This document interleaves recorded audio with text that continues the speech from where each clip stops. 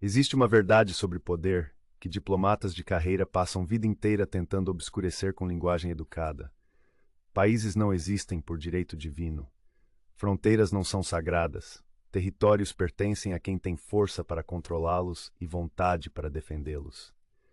É a realidade brutal que construiu cada império da história.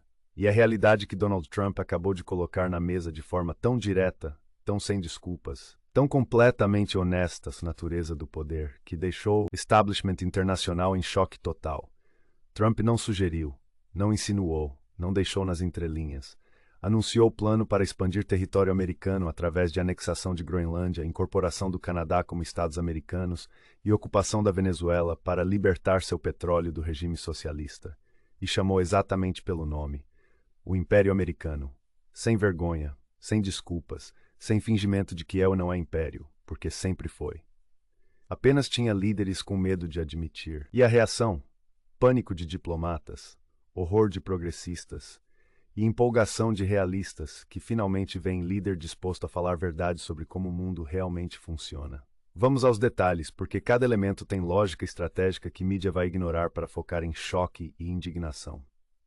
Groenlândia, primeiro, maior ilha do mundo, 2 milhões de quilômetros quadrados, população de 56 mil, tecnicamente parte da Dinamarca, mas com autonomia massiva, e absolutamente crítica estrategicamente. Por quê? Recursos, posição geográfica e mudança climática. Recursos primeiro. Groenlândia tem depósitos massivos de terras raras, elementos críticos para a tecnologia moderna, baterias, chips, tudo que faz mundo digital funcionar. China atualmente domina mercado global de terras raras. Groenlândia poderia quebrar esse monopólio. Tem também petróleo não explorado, gás natural, minerais críticos. É tesouro de recursos estratégicos. Posição geográfica. Fica entre América do Norte e Europa, entre Oceano Atlântico e Ártico. Com aquecimento global, passagem do noroeste através do Ártico está se tornando navegável. Quem controla a Groenlândia controla acesso à nova rota comercial que reduzirá tempo de navegação entre Europa e Ásia em semanas. E tem implicações militares óbvias. Base em Groenlândia permite projeção de poder sobre Ártico, sobre Atlântico Norte, sobre Europa. Trump ofereceu compra. Dinamarca previsivelmente recusou com indignação. Chamou proposta de absurda. Mas aqui está a questão. Dinamarca não defende Groenlândia. EUA defende. Base aérea americana em Thule é a única presença militar significativa. Se Rússia ou China decidisse tentar tomar Groenlândia, Dinamarca não poderia fazer nada. Seria EUA defendendo. Então por que EA não deveria controlar o que defende? E população de Groenlândia, 56 mil pessoas recebendo autonomia massiva, investimento americano, cidadania americana, muitos aceitariam. Especialmente se a alternativa for continuar como possessão esquecida de país pequeno europeu que não tem recursos para desenvolver ilha. Canadá é mais audacioso. Trump propôs incorporação como estados americanos, 10 províncias virando 10 novos estados, 2 territórios mantendo status especial, e população canadense, 50% imediato de aumento em população americana. Mas também recursos massivos. Canadá tem petróleo, muito petróleo. Areias betuminosas de Alberta sozinhas têm reservas comparáveis à Arábia Saudita.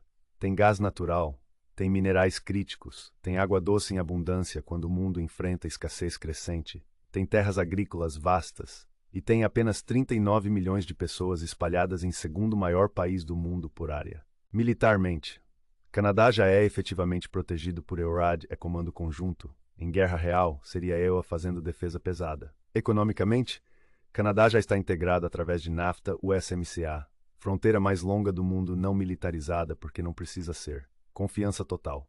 Então, lógica de Trump é: se já defendemos, se já estamos economicamente integrados, se compartilhamos valores democráticos e civilizacionais ocidentais, por que manter ficção de separação? Por que não formalizar o que já é realidade prática? Obviamente, Canadá recusaria. Nacionalismo canadense é real, mas Trump não está propondo invasão, está propondo ideia, plantando semente. E perguntando canadenses, vocês preferem ser país médio com influência limitada ou estados de superpotência dominante com voz em governo mais poderoso do mundo? Muitos canadenses diriam não imediatamente, mas alguns considerariam, especialmente em províncias ocidentais como Alberta, que sempre se sentiu alienada de centro de poder em Ottawa. E ideia, uma vez plantada, não desaparece. Venezuela é diferente. Não é proposta de compra ou integração voluntária, é libertação. Regime de Maduro destruiu o país. Venezuela, que era a mais rica da América Latina, virou inferno de pobreza, fome, repressão. E tem maiores reservas de petróleo do mundo, 300 bilhões de barris, controlados por ditadura socialista que não consegue nem extrair eficientemente. Trump propôs libertar Venezuela, ocupação militar, remoção de regime e administração americana temporária enquanto o país é reconstruído e democracia restaurada, e controle americano de petróleo venezuelano durante transição, que poderia durar quanto tempo for necessário. Isso é imperialismo clássico, sem disfarce. E Trump não está envergonhado, está orgulhoso, porque argumenta que Venezuela estaria melhor sob a administração americana do que sob socialismo que a destruiu. E tem razão. Qualquer venezuelano honesto preferiria a ocupação americana a continuar sob Maduro. Mas é isso justificativa para colonialismo, para anexação? Aqui está onde entra realismo versus moralismo. Moralistas dizem que soberania é sagrada, que não se pode violar, não importa quão miserável a população esteja. Realistas dizem que soberania não é absoluta, que regimes que brutalizam a população perdem legitimidade, que intervenção para libertar oprimidos é moral. E recursos? Assim, petróleo venezuelano controlado por EU em vez de ditadura socialista. Isso é admissão honesta de interesse próprio que progressistas fingem que não existe em política externa. Agora, reações. Canadá oficialmente chocado, Dinamarca indignada, Venezuela chamou de imperialismo yanqui, europeus preocupados com ordem internacional, China e Rússia usando para propaganda sobre a agressão americana. E Lula? Silêncio.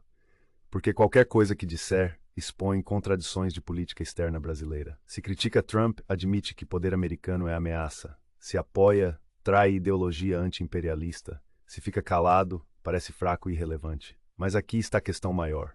Trump está testando, vendo até onde pode empurrar, vendo quem se opõe com ações vezes apenas palavras, e apostando que no final ninguém vai realmente fazer nada para parar. Por quê? Porque não podem.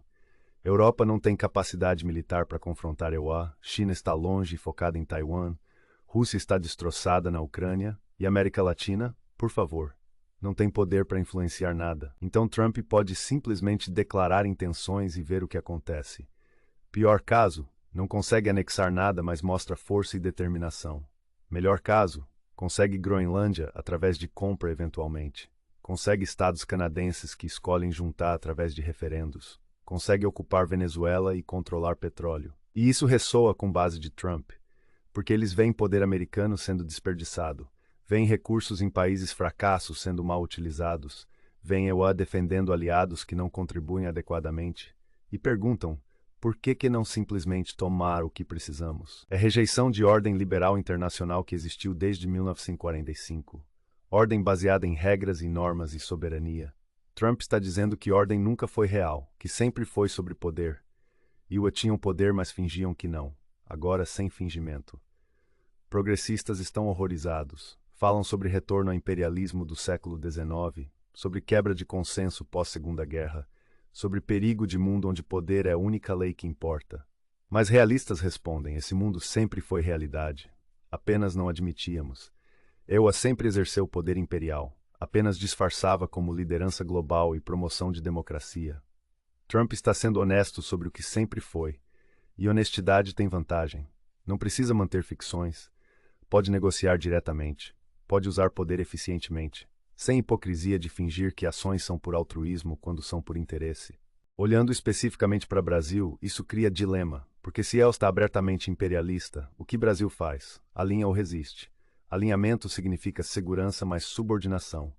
Resistência significa independência mais vulnerabilidade. E Brasil não tem poder para resistir efetivamente. Não tem aliados fortes suficientes. China e Rússia não podem proteger Brasil de pressão americana. Europa não vai arriscar relação com EUA por Brasil. Então resistência seria apenas retórica, sem substância. Mas alinhamento completo trai tradição de política externa brasileira, trai base ideológica de Lula. Coloca Brasil como satélite em vez de potência independente. Não há resposta boa, e Lula sabe. Então fica calado, esperando que tempestade passe. Mas não vai passar, porque Trump está redefinindo o sistema. Não é momento passageiro, é mudança fundamental em como o poder opera.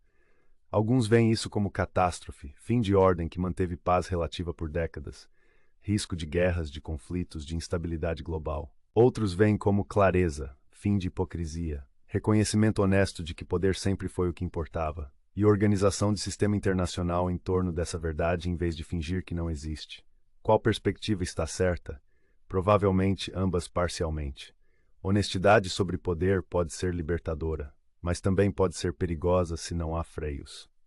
O que é certo é que Trump mudou conversa, tornou aceitável discutir abertamente expansão territorial, tornou legítimo argumentar com base em poder puro, e isso não pode ser desfeito facilmente. Mundo onde EUA busca abertamente criar império territorial é mundo diferente. Não sabemos ainda se melhor ou pior, mas definitivamente diferente. E Brasil terá que navegar essa nova realidade com liderança que está completamente despreparada para fazê-lo. Se esta análise ajudou você a entender a magnitude do que Trump propôs, compartilhe. Porque mídia vai focar em escândalo, em absurdo da proposta, em violação de normas, mas não vai analisar a lógica estratégica. Não vai perguntar se Trump está dizendo verdade desconfortável sobre a natureza do poder. Verdade é que impérios existiram sempre. EUA foi império disfarçado. Trump está propondo tornar explícito.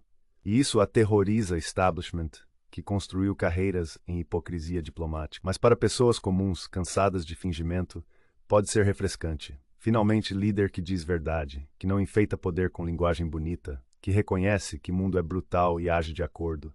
Se concordar ou não é outra questão. Mas tem que admitir, Trump mudou conversa de forma irreversível. E o mundo terá que responder, não com palavras, com ações, ou falta delas.